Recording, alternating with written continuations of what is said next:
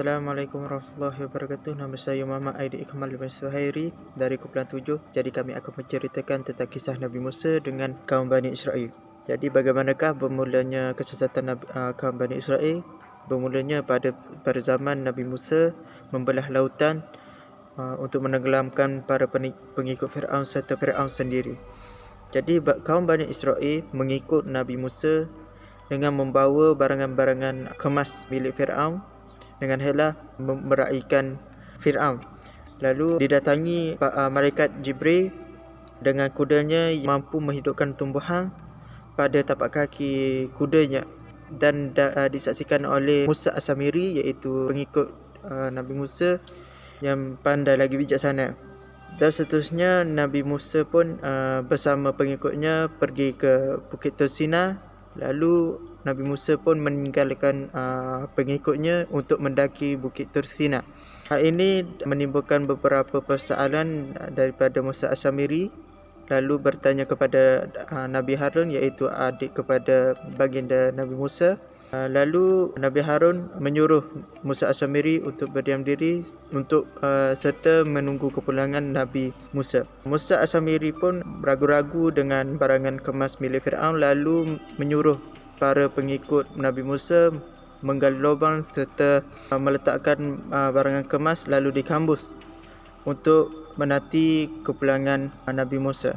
Nabi Musa berjanji untuk kembali 30 hari hingga 40 hari ke kaum Bani Israel. Malangnya Nabi Musa terlambat dari hari yang dijanjikan dan menyebabkan Musa As-Samiri beran dengan tindakan Nabi Musa, dan beliau mula mengapi-apikan kaum Bani Israel. Lalu mereka mengukir patung berupa lembu emas daripada barang kemas milik Fir'aun yang tak ditanam dan mencampurkan pasir bekas tapak kaki kuda malaikat Jibril ke dalam patung lembu tersebut. Dengan izin Allah Subhanahu Wa Taala, patung itu mampu bercakap dan berkomunikasi. Melihat keajaiban itu, Musa As-Samiri pun mengarahkan pengikut-pengikut Nabi Musa bertanyakan soalan-soalan kepada patung lembu tersebut. Satu persatu jawapan mereka berjaya dijawab, sehingga ada yang mula anggap patung lembu itu adalah Tuhan mereka. Nabi Harun berkata-kata menegur mereka yang mula asyik dengan lembu emas yang bercakap itu, sehingga mereka leka dengan larangan Allah Subhanahu Wa Taala. Namun ugutan bunuh mula kedengaran sekiranya Nabi Harun campur tangan. Kembalinya Nabi Musa melihat pengikut-pengikutnya mula sesat mengakibatkan baginda beran, sehingga baginda bertindak kasar dengan adiknya sendiri Nabi Harun. Atas fitnah kaum Bani Israel menyalahkan Nabi Harun sebagai perancangan terbinanya lembu emas itu. Namun Nabi Musa menyadari fitnah tersebut lalu menghalau Musa As-Samiri. Hal ini menyebabkan ramai di antara kaum Bani Israel mengikut Musa As-Samiri kerana percaya dengan kebolehan Musa As-Samiri dan perasaan ragu-ragu semasa ketiadaan Nabi Musa. Akibatnya, sebahagian besar pengikut Musa As-Samiri menyesatkan kaum-kaum manusia lain dengan kepercayaan yang mereka pelajari. Daripada cerita ini, terdapat pengajaran yang boleh diambil. Firdaus, boleh tolong terangkan?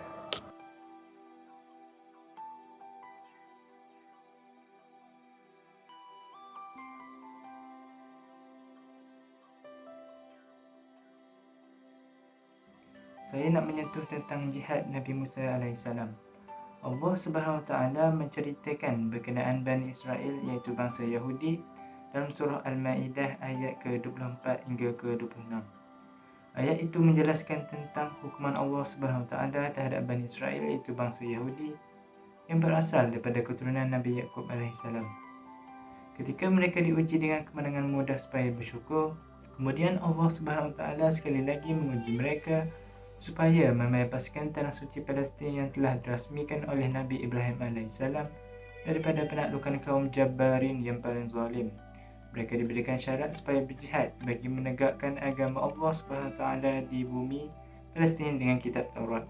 Malangnya, bangsa Yahudi tidak yakin pada kekuasaan Allah yang menjadikan kemenangan dengan syarat keluar berjihad. Mereka tidak bersyukur kepada Allah SWT yang pernah menyelamatkan mereka secara mukjizat. Mereka menolak perintah Allah agar keluar berjihad dengan meluahkan bahasa yang sangat mengecewakan. Kini, kita berada pada zaman Palestin yang sama, ditakluk oleh Yahudi Zionis yang zalim setelah umat Islam Arab sendiri menjatuhkan kerajaan Islam pada awal abad yang lalu. Mereka bersatu dalam kelompok kebangsaan Arab dengan bantuan penjajah Barat atas nama Revolusi Agung Nasionalisme Arab yang meminggikan Islam, sehingga menyesatkan mereka mengikut arus Perang Dingin. Seterusnya, kita mestilah patuh kepada perintah Allah dan janganlah kita bersikap angkuh terhadap Allah. Dengan perbuatan demikian, kita telah melakukan dosa besar dan kita akan menerima azab yang sangat pedih.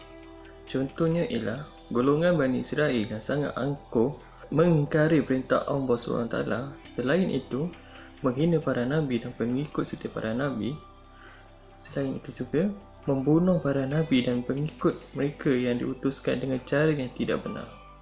Sedangkan membunuh seorang nabi dianggap sebagai satu dosa yang sangat besar, bahkan akan diterima azab yang sangat pedih.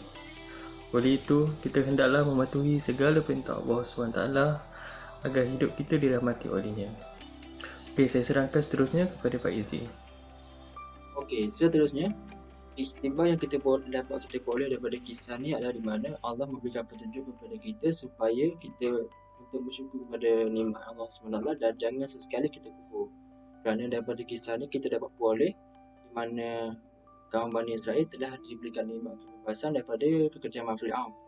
Seperti yang kita sedia tahu di mana Bani Israel ini telah ditindas oleh Fir'aun dan dengan berkat pertolongan oleh Allah SWT serta mukjizat daripada Nabi Musa AS telah membebaskan mereka serta membinasakan Fir'aun serta tentera-tenteranya. Itu adalah contoh yang dapat kita peroleh daripada kisah ni. Dan apa yang dapat kita perhatikan dalam kehidupan kita adalah di mana Allah telah memberikan kita berbagai nikmat. Contoh, Allah telah memberikan nikmat makan, nikmat rumah dan nikmat kereta dan macam-macam lagi. Kalau dapat dikira memang tak terkira, kalau dapat dilihat memang tak terkira nikmat yang Allah bagi ni. Selain itu, janganlah kita sesekali kufur dengan nikmat yang telah Allah berikan. Contoh kufur yang kita dapat ambil adalah di mana Allah telah memberikan nikmat kebebasan kepada kaum Bani Israel, tetapi apabila sampainya masa Allah memerintahkan mereka untuk membebaskan tanah Palestin daripada pemerintahan kaum Jabarin, mereka menolak perintah tersebut. Allah mengatakan dalam surah Al-Ma'idah ayat ke-24 yang bermaksud, pergilah kamu bersama Tuhan kamu, biarkan kami berada di sini sahaja menunggu. Daripada perkataan mereka tersebut, mereka telah kufur kepada Allah SWT. Justru itu, Nabi Musa terus memujuk kepada Bani Israel ini untuk mentaati suruhan Allah. Tetapi mereka masih dengan kerana mereka untuk tidak mentaati suruhan Allah, sedangkan Allah telah menjanjikan ganjaran kemenangan kepada mereka yang berjihad. Setelah pujukan Nabi Musa kepada Bani Israel itu tidak memberi kesan kepada mereka, Nabi Musa dengan penuh kecewa merayu kepada Allah supaya memisahkan Nabi Musa dan Nabi Harun daripada Bani Israel ini. Mendengar rayuan daripada Nabi Musa, Allah pun memakbulkan rayuannya dengan memisahkan mereka dengan Bani Israel, dengan menyesatkan Bani Israel di semenanjung padang pasir Sinai selama 40 tahun.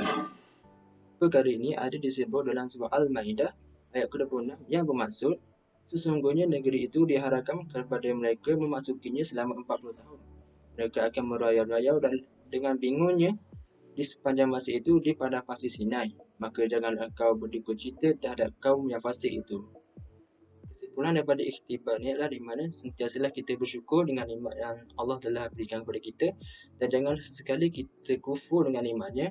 Sesungguhnya azab yang akan datang kepada kita amatlah pedih. Jadi setakat itu sajalah video daripada kumpulan kami. Semoga apa yang disampaikan oleh kami memberi manfaat kepada anda. Sekian saja. Wabillahi taufiq wal hidayah. Assalamualaikum warahmatullahi wabarakatuh.